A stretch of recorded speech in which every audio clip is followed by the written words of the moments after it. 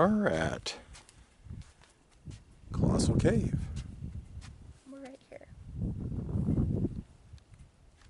In Tucson, Arizona.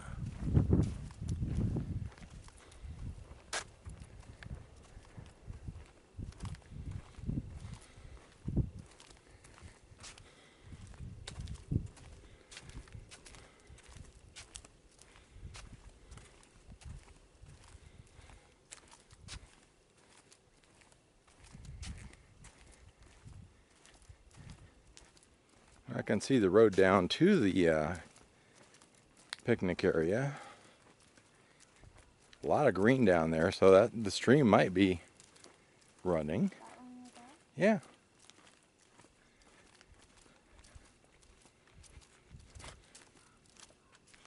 Oh, that's the road down to it? Yeah, that's the road down to it. Is that where the, because it had that ranch sign over there. Do you think that it leads to it? No. Oh. No, that road pretty much is just within the mountain park here.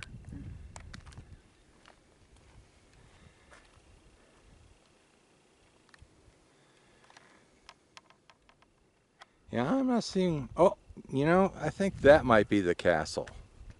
Where? See that house up there at the very top? Yeah. I think that's the castle. Doesn't look like a castle. But then again, it does. Well, it does when you look at zoomed in. Does it have some big flags, or is that towers? They're towers. Oh, wow.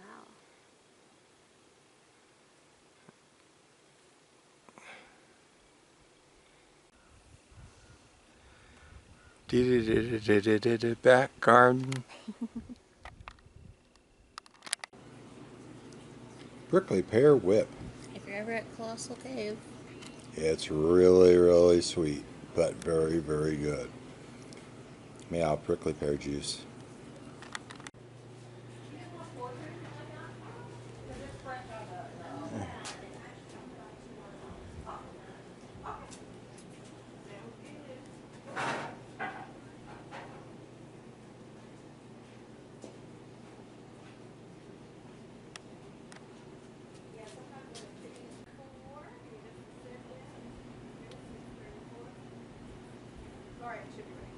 Bat poo, bat pee, the oils from their skin. And guano was used in fertilizer, TNT, and up until 2010, 2011-ish, women's mascara.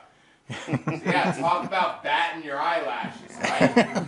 Yeah, no, we do have 11 species of bat that use the cave. If you guys see one today, it'll most likely be the cave myotis or the Townsend big-eared bat. Cave myotis is about the size of my thumb. We call them our flying chicken nuggets around here, but they are a super small insectivorous species of microbat.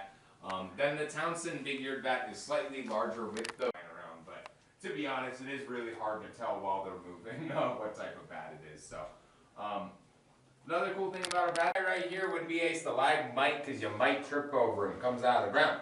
Stalactites and stalagmites are formed from calcite-rich water dripping off the ceiling for thousands and thousands of years.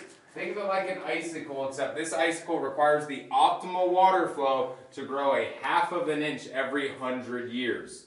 So very, very slow process. We also have our flowstone and our dripstone right here. So flowstone's the stuff towards the top, and then dripstone's in the middle or towards the bottom. But flowstone and dripstone are also calcite crystal, formed from calcite-rich water dripping over these pre-existing rocks for thousands and thousands of years, sort of like a calcite shell. You guys see all the dust all over all of our rocks?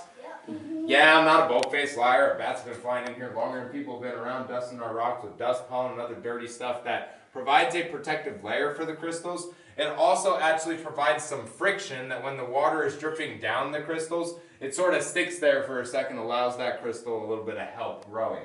And that actually brings me to this guy right here. His name is Old Baldy, and Old Baldy has a tradition going back to the late 1800s where the first explorers to the cave would come in here and they'd rub Old Baldy's head for a little bit of good luck. Mountain that way, and it does go all the way through the mountain this way, which is hard to see with this in the way. But that is literally the fault line that formed the mountain inside of. That's really cool. Also, there's a giant piece of limestone that fell in it 25 million years ago right here. Hasn't wiggled its way out of there yet, but maybe you guys will be the group to see a tragedy occur. With that said, we call this the drapery room because this formation hanging over my head over here looks like a big old set of curtains or some drapes. This is once again our flow stone into our drip stone, and once your drip stone forms a big old slab, a nice slice like this, geologists are very hungry people and they called it cave bacon. That is the scientific name for a big old slab of drip stone, by the way. But in between our slices of cave bacon, do you guys see those needle-like structures going side to side in there? Yeah. Those are called helictites, and helictites are really cool because they're actually they're the only crystals in the cave that don't grow with the flow of water. So they actually get forced out from water pressure and capillary action that allow those crystals to grow horizontally, diagonally, and even in some really weird like spaghetti noodle-looking structures. So helictites are just super unique and cool crystals because of that. We also have a super rare mineral that's only in 2 caves in Arizona, my understanding. It's called fiberglass. Yeah. Moving past that, when a stalactite and a stalagmite on the inside, it's that perfect crystal structure allows it to reverberate the sound just like those crystal bowls and crystal glasses. So we do call them cave bells. And keep in mind, I'm hitting it with a plastic thing so I don't damage the crystals as well. And then, depending on how big they are and where you hit them, you will get different sounds. That's our cave bass right there. But there is Cave of the Bells in Arizona. You actually have to get a permit to explore that place, but it's very, very cool. Has a lot of cave bells.